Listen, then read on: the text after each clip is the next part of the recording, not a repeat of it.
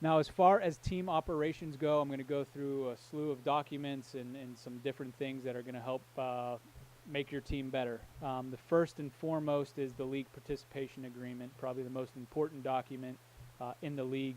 If you don't have this into us, you're not an official member. So each year you're going to be sending in a league participation agreement. It basically, the due date's July 1st, so you're well past the due date there. We just need a signature from you, your faculty advisor, to make that valid, and you can fax it or scan an email to us. That league participation agreement, it's basically your contract that you're going to be a member of the NCBA, and it goes through all the benefits and fees that are associated with the league. The registration form is an extremely important document. This is updated contact information for the team. We have tons of important information going out, especially in the next few weeks. Rule books, equipment order forms, scheduling request forms, that it's imperative that we have the correct contact information for each team. I can only speak on behalf of Division I. I know we have 99% of everybody's updated contact information. I think I'm only missing 2 teams. So we're really good there. But it's, like I said, it's a very important document that we need to have so that we're making sure that we're getting the information out to the correct people. The scheduling request form, I just talked about it. That will be coming out for the teams that play in the spring only. That'll be coming out, I believe I have it earmarked for August 25th. The teams that play in the fall, the North Atlantic region, the Great Lakes region, the Mid-Atlantic West, and the Mid-America North, they already got their schedule request forms. The North Atlantic region schedule's already out. I know Great Lakes is coming out very soon. The Mid-America North will be coming out shortly, and the Mid-Atlantic West will be coming out shortly as well. But this form is basically how we put together the conference schedule. Each team goes week by week and lets us know when they can play, when they can't play, when they need off. And we have a question. Jacob Hauser, University of Florida, Division II. I'm just wondering the reasons for moving up the playoffs by a week. As a school that plays only spring and could possibly have a 7-team conference, it makes it difficult to schedule out-of-conference games. Yeah, it was one of those. It was one of those that it was highly debated at the Rules Committee meeting.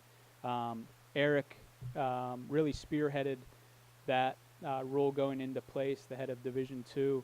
I think the main reason for that was we had a lot of issues with district playoffs this past year.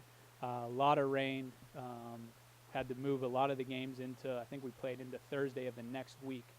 And by moving those district playoffs up a week, basically gives us a weekend buffer that if for some reason weather comes into play and washes out an entire regional tournament, that we have another weekend where we can play those regionals. So it's something that, it's tough. I know it's tough. The spring is short. I understand your concerns.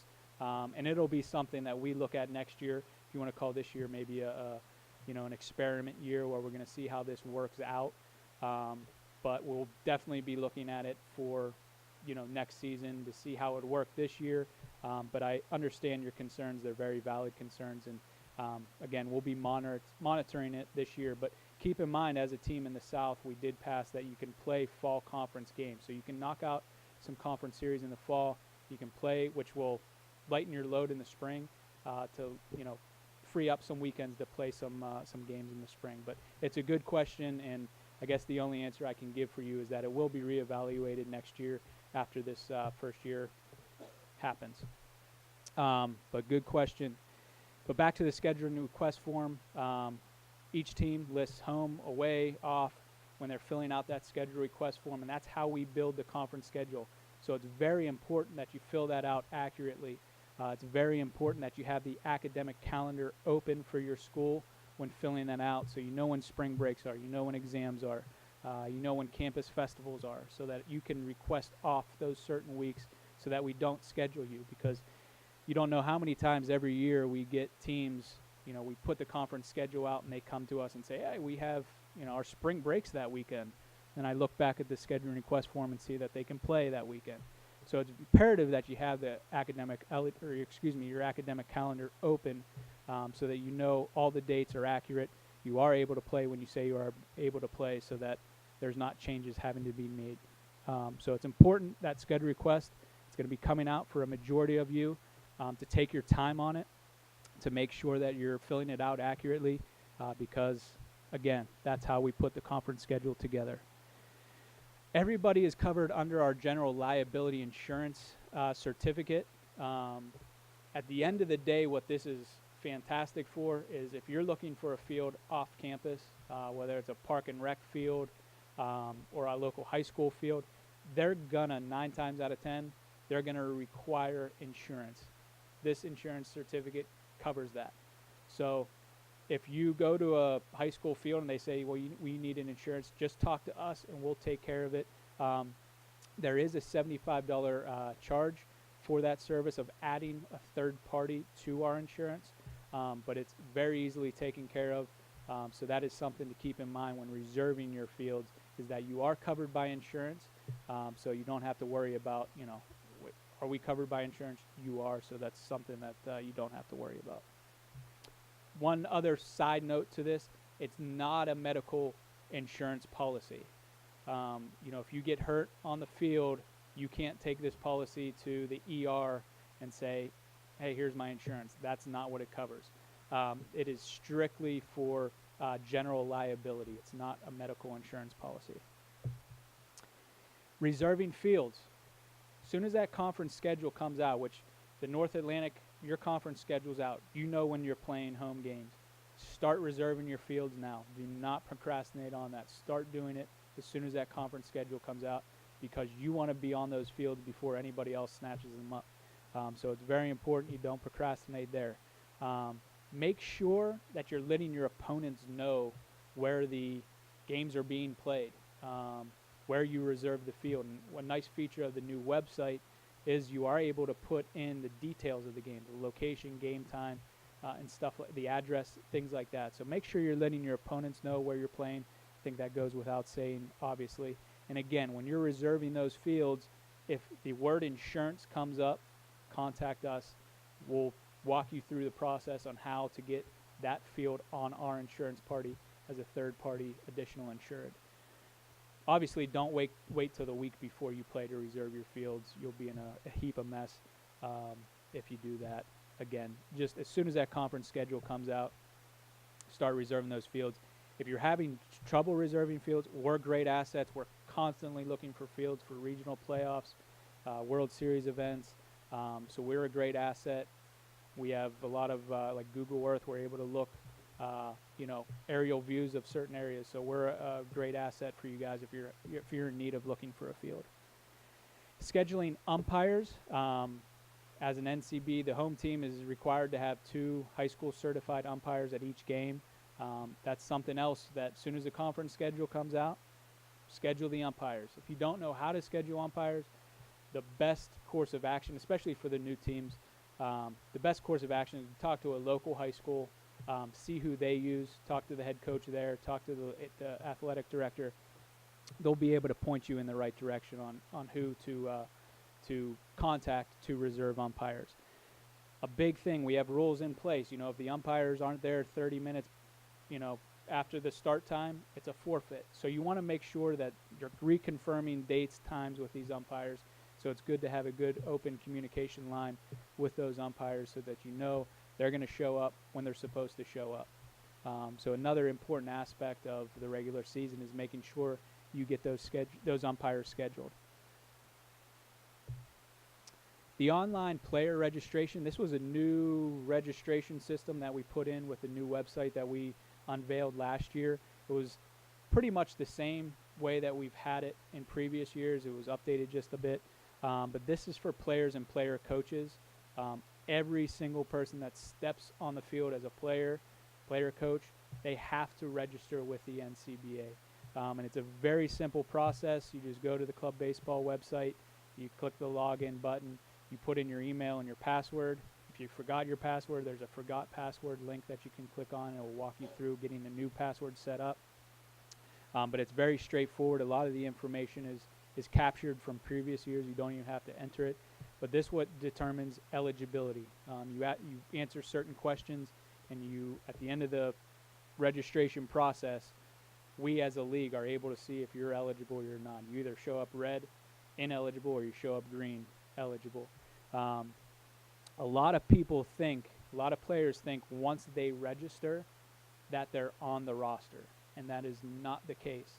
We'll be talking about an academic eligibility letter probably next slide, that kind of finalizes you getting on the roster. But once you register, you're not on the roster yet. You're put into what's called a registration queue. So that's something to keep in mind. You also need to know a team code, a specific team code for your team when registering, and your team manager will have that access to that team code to give to all the players, that when they register, they can put in the team code and finalize their registration process. Instructions for the team managers on how to get that team code will be going out shortly to all the teams. So if you don't know what that's about, don't worry. We have information going out about that very shortly. In the past, we got a lot of questions. In the past, at the end, you had to pay a $1 fee. That's no more with this new registration process. So that's nothing you have to worry about. As far as coaches go, so if you have any questions about the online player registration, if you're having issues with it, always reach out to us.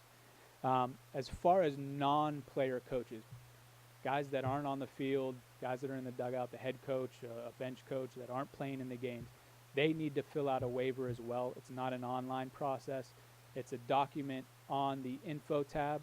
It's listed as a coach's waiver. You just click on the document, download it, print it off, fill it out, print it off, and then sign it and send that into the Ncba.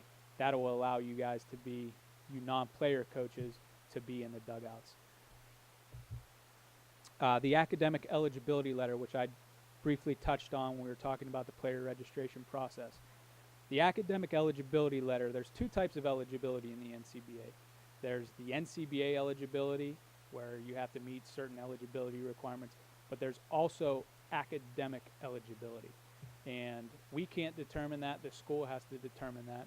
And how we get that determination is from the academic eligibility letter. We have two sample formats online that you can download and use. A lot of teams utilize those. I think the better one's the sample number 2. I think that's the one we in the office like better. But you can use either one. Doesn't matter to us. But basically, that form you fill out, you just list all your players on that form, and at the top of the academic eligibility letter, it lists all the academic eligibility requirements. You have to have at least a cumulative 2.0 GPA, full-time, can't be on academic probation or warning. So those are listed up at the top. You list all your players below that. You take that to the registrar, and they sign off. And if you don't have a guy that meets one of those requirements, the registrar will cross that player off. Once that is completed and signed by the registrar, if it doesn't have an official registrar stamp or seal on it, or university stamp or seal, it has to be sent to the league by the person who signed off on it. And the reason behind that is, in the past, we've had teams forge signatures, so we're hopefully closing that loophole. Question? Todd Murphy. For the regional playoff seeding, if two teams are tied with the same record, now the overall winning percentage is the tiebreaker. Is there any way to take into consideration strength of schedule? For example, a D2 team that plays a D1 non-conference game versus the other team only playing their conference games, and one team playing 20 games versus just playing 11 or 12. I would have to look at that written down, but I believe, Alex, the question is determining seeding for what? Playoff seeding. Playoff seeding. I believe our seeding is in the rule book as far as how we seed the regional teams. With the at-large bid is the automatic 4 seed, and the conference winners are seeded based on certain criteria, and strength of schedule is not in that criteria, so we wouldn't be taking that into account. I hope I answered that correctly. But yeah, that's in the rule book as far as how we seed those conference winners for the regional playoffs. Now back to the academic eligibility letter. We get that from the registrar.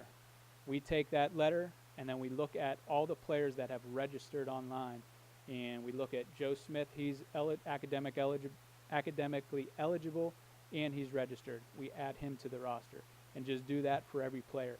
At that point, that is when you're on the roster. It's not when after you register. We have to register and have an academic eligibility letter turned in.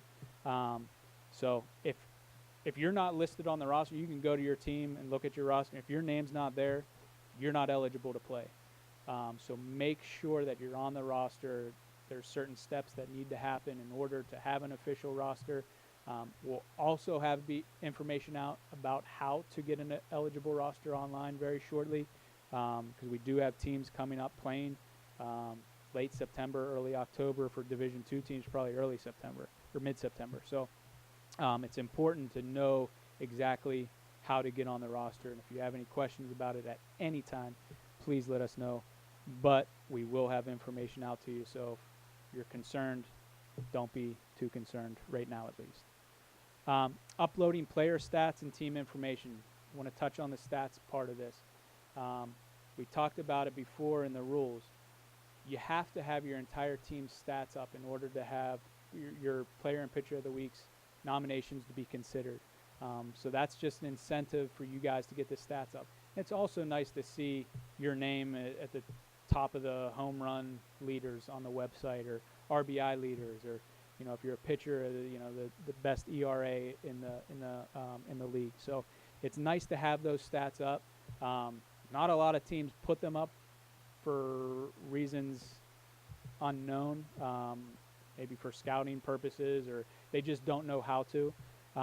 So uploading player stats, it's done by the team. We don't put the stats up. The teams put the stats up.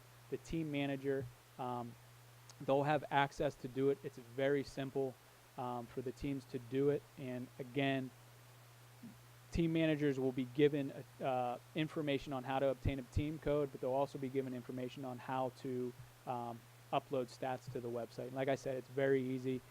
Something that all teams should consider doing, especially if you want your players considered for the Player and Pitcher of the Week honors and National Player of the Pitcher of the Week honors. So that's nice to have. Also, what's great about our website, and not a lot of people know about it, or the teams know about it, every team has their own specific website on our website where you can put your Twitter, you can put your schedule, you can put a number of things, Instagram, anything you want to. You can design it how you like. Team picture. Not a lot of teams take advantage of it. I think it's a lot of teams just don't know that access is there. But that is through this, team information. You can upload all that to the website, and it's something that's really nice. I know a lot of teams have their own websites off the NCBA website, but you have the ability to have your own built-in website to our website, which is a really nice feature of the new website, and we hope that teams will take advantage of that.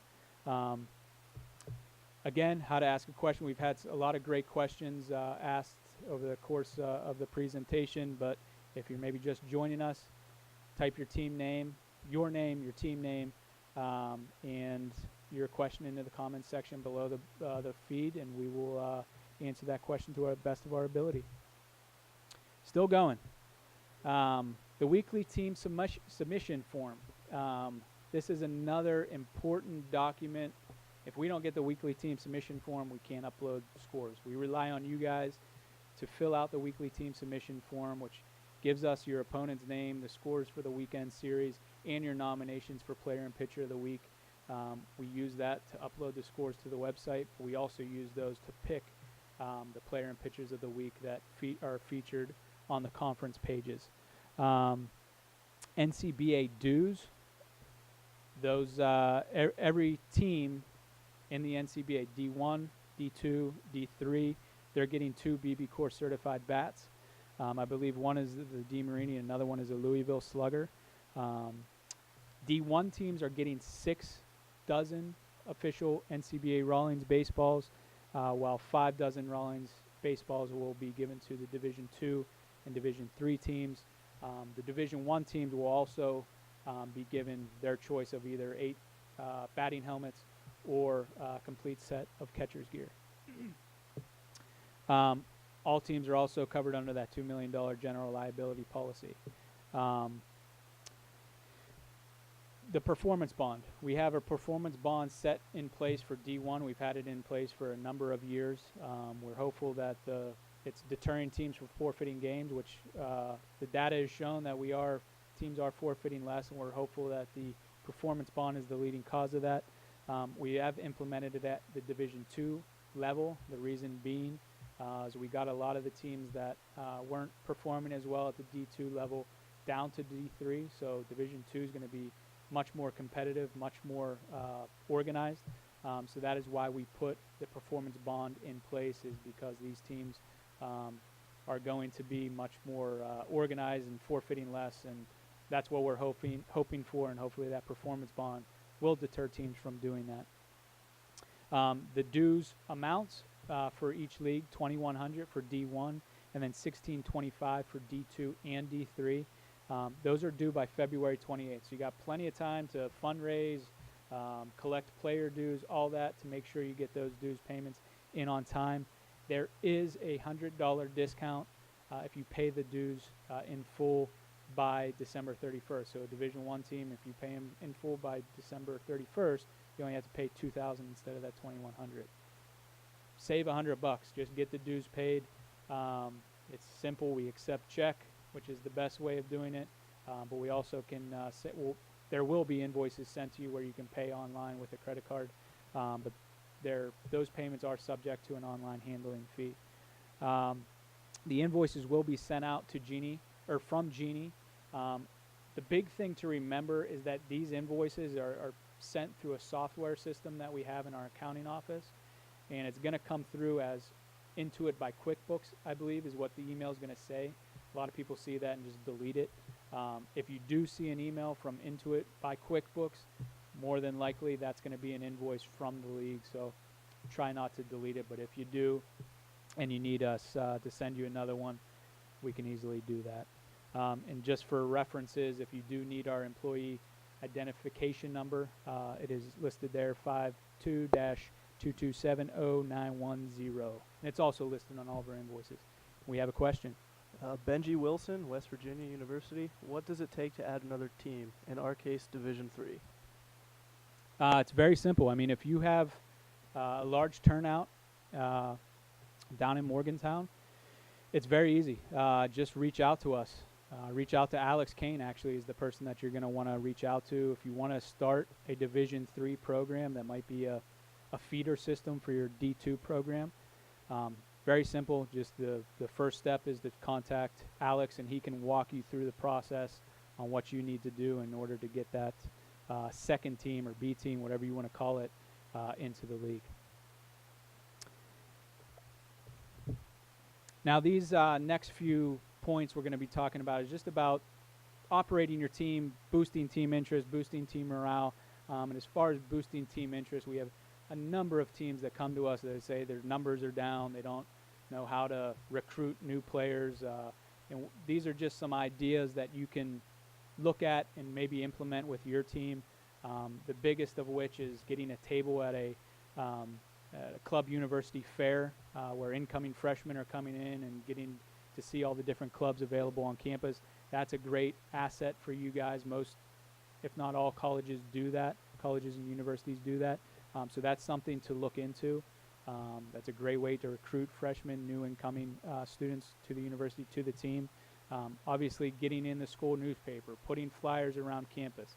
These are all things that are no-brainers, but you'll be shocked at how many interested students you'll get to come out to tryouts or to come out to a team meeting. At the end of the day, you just want to make sure your presence is known on campus.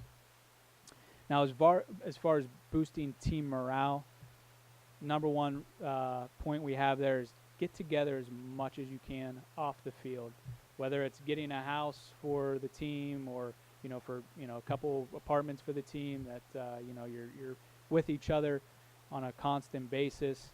Having social events, going to dinner, going to the spring training showcase is a big one that we'll talk about as far as boosting that team morale that you can get into. We always talk about breaking up the cliques. Seniors always stay with seniors on road trips, and best buddies always stay with best buddies on road trips.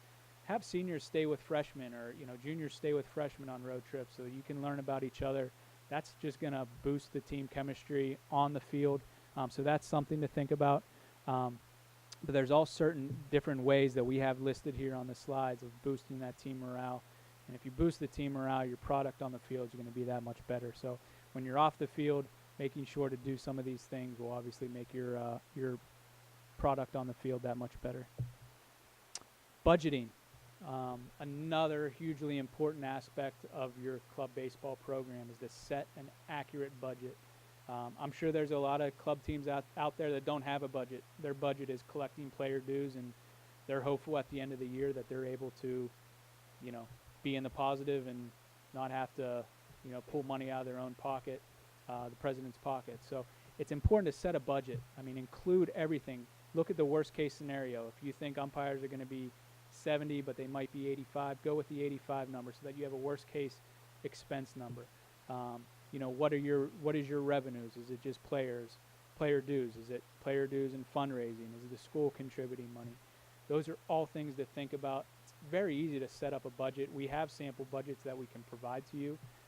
So it's very important that you get an accurate budget in place so that at the end of the year you're going to have money. Money usually doesn't go bad. It rolls over from year to year. So that's something to keep in mind. Another thing is we have so many teams that at the end of the year, they're dry. They have no money. Always budget for the postseason. Always. Maybe not looking like you're going to have a good year this year, but you never know. So always put, budget in place for the postseason. Something to think about. Player dues. How much to charge?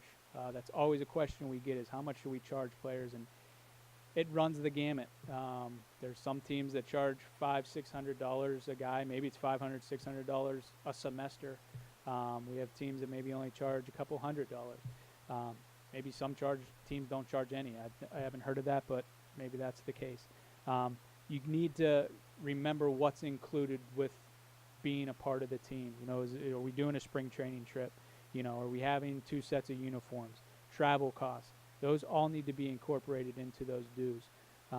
Obviously, if there's more included, you need to have higher dues. It's just a simple supply and demand. Lots of interest, the higher the dues. Make them pay as soon as they join the team. You don't know how many times we hear of a guy comes in, plays a couple games, and then flakes off and you never see him again. That hurts the team, obviously, but it hurts the budget as well. So make sure players are paying their dues on time when they're needed. Just a simple idea is if you do have tryouts, charge $5 for tryouts. That's something to just boost your budget and your revenues. Team equipment and uniforms. We're going to be talking about all the different sponsors that we have in the NCBA: Rawlings, DeMarini, Avis, New Balance. We'll be discussing all those here in the future. But a lot of these items that we offer, they're all custom. So those require longer lead time. So make sure you're ordering as soon as possible so that, you're not come game time, you got games and you don't have uniforms. Make sure you're ordering on time early so that you have your uniforms when you need them. Hats. We hear it all the time too, is, we don't know how many hats to order. Order extra. They're not going to go bad. Use them as a fundraiser. Sell them to mom and dad. They'll buy them. So order extra hats. Order extra pants. Those things rip. Order extra game balls. I think what you need to do is order extra of things because things happen and you need to have that in place. Also, we have discounts if you order early. For instance, Rawlings, if you order now, it's a higher discount than if you order later in the year. I think that Paul will talk about it, but I think it's the end of November is that cutoff. So make sure you're ordering early. The Guide to Collegiate Club Baseball. I don't know if any of you have seen it. It's kind of it's very bland. It was very bland. It was a Word document. It was very mundane. I don't think a lot of people knew about it. It had a lot of great information on it, but just not a lot of people knew about it. Not a lot of people wanted to invest their time in reading it. Well, we've launched a new format, which is Prezi, which I wasn't familiar with, to be honest with you, but the younger guys in the office were familiar with it. We've converted it to a Prezi. We feel that it's much more interactive, much more user-friendly, much more exciting to use. And the Guide to Collegiate Club Baseball is all on the D1, D2, and D3 sites under the Info tab. So check that out. I know Alex will be utilizing it when he's talking to new teams, because it has a lot of great informative information. A lot of the stuff that we're talking about now is in that Prezi Guide to Collegiate Club Baseball. So if you have some time, check it out. If you're a new team, I definitely highly recommend you checking that out.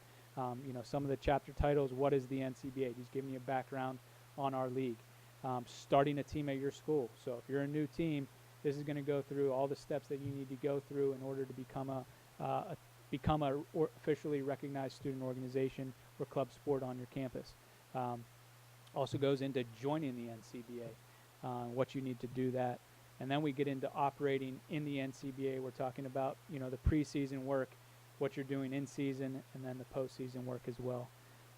Making your team better, fundraising, and sponsors are also chapter titles. And again, all those the entire guide or just certain chapters, can be downloaded.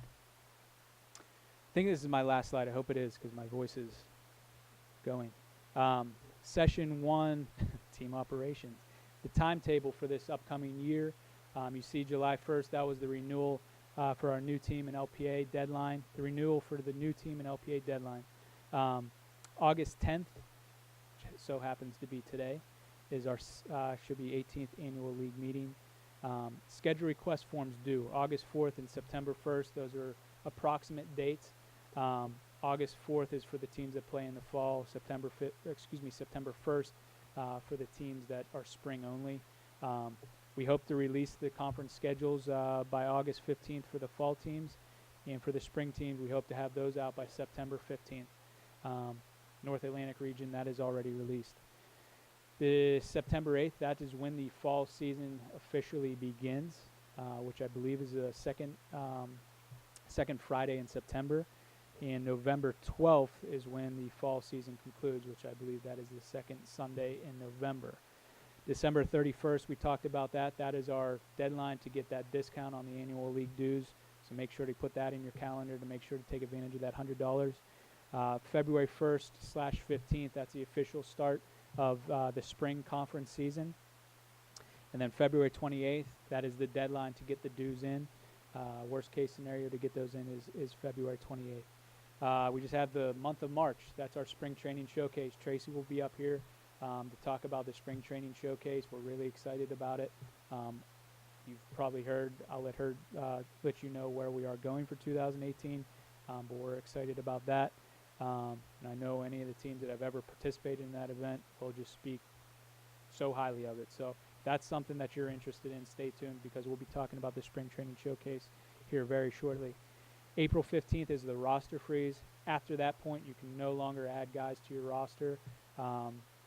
April 22nd is when the D2 regular season concludes. May 6th is when the Division I regular season concludes. Then we're talking about district and regional playoffs. D2, again, is a week earlier. That is April 27th through the 29th. D1 will be, as normal, May 11th through the 13th. And then we have our World Series.